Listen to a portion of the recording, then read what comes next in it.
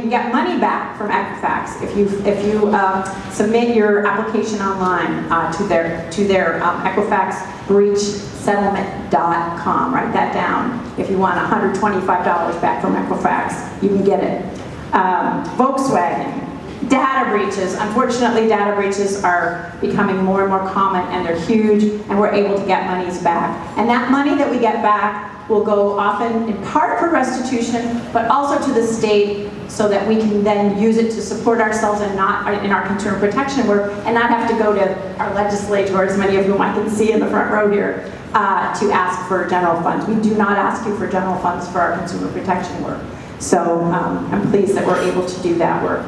And then just very quickly, our Crime Victims and Survivor Services Division. You may not be aware that we have an entire division focused on outreach to underserved, often marginalized and oppressed communities. Certainly anyone who is a victim of a violent crime, we want to hear from in order to help them not only obtain services, but to provide them through what essentially is an in-house insurance company, our Victims' Compensation Fund.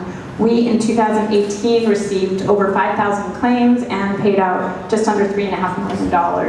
So you can kind of begin to get an idea of what we're able to do in our for crime victims and survivors. We added the word survivors because we realized, and I think many of you who work in this area know, that you don't want to feel like you're a victim, right? And certainly there are victims, and that's still the language in our statutes, but we consider someone who's made it through this process and who's worked hard to get through it a survivor, and that's how they want to be called as well.